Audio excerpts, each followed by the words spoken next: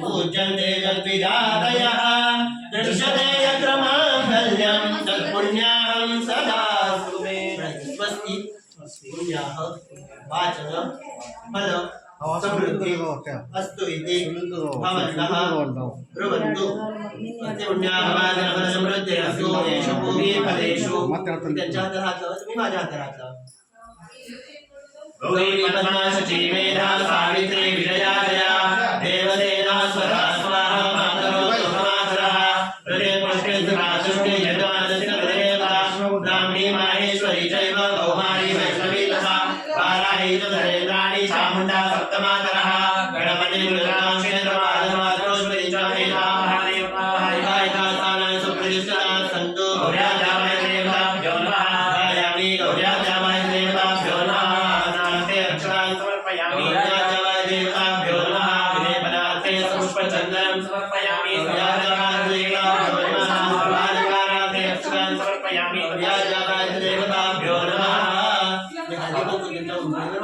Ili tuh mandir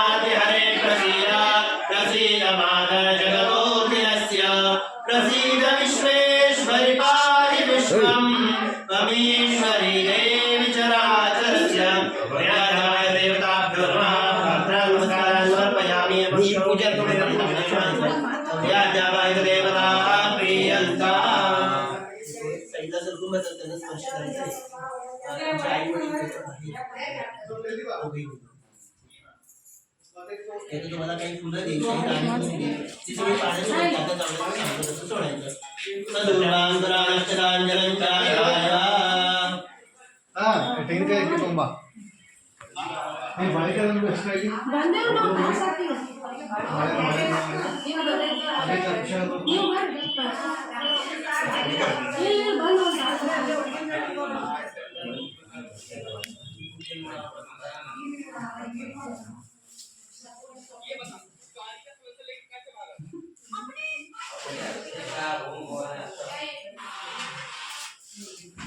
Halo nak.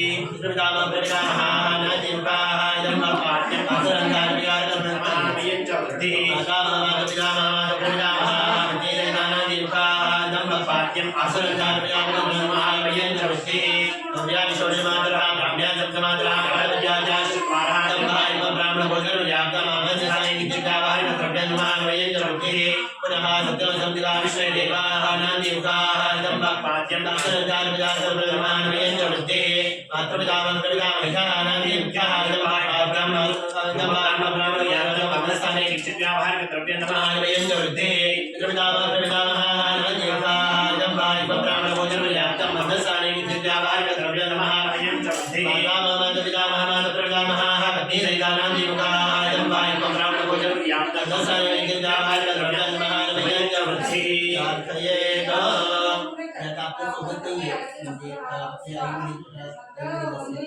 आईकडचे आई वडील असतील किंवा आपले काही जवळचे कोणी आपल्याला सोडून गेलेले असतात त्या सगळ्यांचं मला स्मरण करायचं या कार्यासाठी माता पितामही चैव तथैव प्रपितामही पिता पितामहश्चैव तथैव प्रपितामहः मातामहस्य पिता च प्रमातामहदादयः एते भवन्तु सुप्रीता प्रयच्छन्तु त्रिकमङ्गलम् आनगमादाय पात्रे पातये समस्त सुरता समुदीरणेन कृत्यं प्रयात् सकलेषु देशैः मातामहि द्रविणस्य च भक्तेः जायसे समगनेव दैवदाच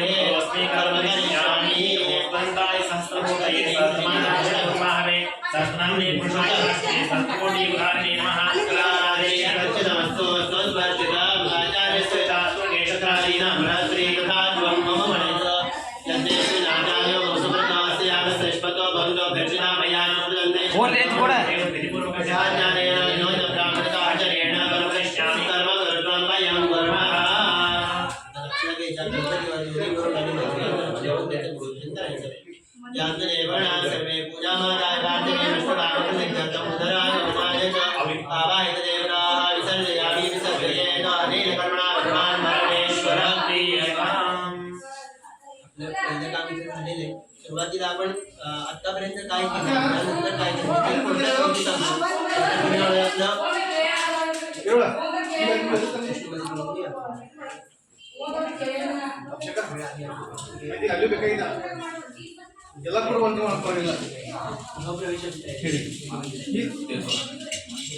तर मला पाहिजे पण मुख्य मागणी काय होती तर आम्ही जे घर बांधले यात आपण घर बांधत असताना इथे काही झाडं झुडपं असतात काही वेली असतात वृक्ष असतात ते सगळं कापतो आणि आपण आपलं घर तिथं राहणाऱ्या कुठल्याही पक्षाचा असू दे प्राण्याचा असू दे कीटकाचा असू दे कुठलाही शाप आपल्या घराला लागू नये आणि मी ज्या वेळेस त्या घरात राहायला येईल त्यावेळेस सगळ्यांचं आयुर आरोग्य त्या संकल्पाला आलो तर आपण गणपतीचं पूजन करून घेतलं कुठल्याही शुभ कार्यामध्ये गणपतीचं पूजन करावं कारण ती आनंद मूर्ती करणारी देवता आहे गणपतीचं पूजन करून घेतलं कलशात म्हणले तर त्याला कलशाचा आकार घेतलाय पातेल्यात ठेवलं पातेल्याचा आकार घेतलं भांड्यात ठेवलं भांड्याचा आकार घेतला म्हणजे ती निर्गुण आहे आणि सगुण आहे म्हणजे ते आणि जसं आपण उतार आहे तसं सोडून दिले की ते वाहत जातं म्हणजे ते निर्गुणही आहे त्याचबरोबर पाण्याचंच पूजन करायला का सांगितलं पंचमहाभूतामध्ये सगळ्यात सेन्सिटिव्ह पाणी सांगितलंय म्हणजे आपण बघा अग्नीत आपण एक म्हणजे आहुती दिली किंवा एखादी गोष्ट घातली ती लगेच जळून जाते एक उदबत्ती लावली थोड्या वेळा वास राहतो थोड्या वेळा निघून जातो पण पाण्यात बघा एखादा अत्तर घालून बघा हळद वगैरे टाकून बघा ते पाणी पिवळं होऊन जातं लगेच हळद पडल्यावर अत्तर टाकली की त्याचा वास लगेच त्या पाण्यात लागून राहतो म्हणजे ग्रास्पिंग पॉवर आहे सगळ्यात जास्त त्या पाण्यामध्ये आहे त्यामुळे त्या पाण्याचं पूजन करायला सांगितलंय म्हणून आपण पाण्याचं पूजन करून घेतलं आणि त्या पाण्याकडनं आपण काय मागून घेतलं की माझ्या घरात आल्यानंतर मी इथं राहायला आल्यानंतर माझ्या घरात जी काही संपत्ती येणार आहे किंवा आयुर आरोग्य आहे ते सगळं गंगेच्या पाण्यात आपण नळ चालू केल्यानंतर जसं भरपूर पाणी येतं तसं माझ्या घरात येऊ दे आणि ते माझ्या घरात शुद्ध आणि स्वच्छ या भावनेने येऊन माझ्या घरात स्थिर होऊ दे म्हणून त्या मुलाचं पूजन आपण करून घेतलं पण त्यानंतर मध्ये मी तुम्हाला सांगितलं तसं आपण त्या मुलाकडनं मागण्याही मागून घेतला की आपल्या ऋषींनी आपल्यासाठी 64 मागण्या मागितल्या त्या सगळ्या मागून घेतल्या तर त्यानंतर तुम्हाला सारखं मैया पुण्य म्हणायला सांगितलं होते त्याला स्वस्ती पुण्य वाचन असं म्हणतात म्हणजे पुण्यकारक मंत्रांचा साठा आपल्या वेदामध्ये असे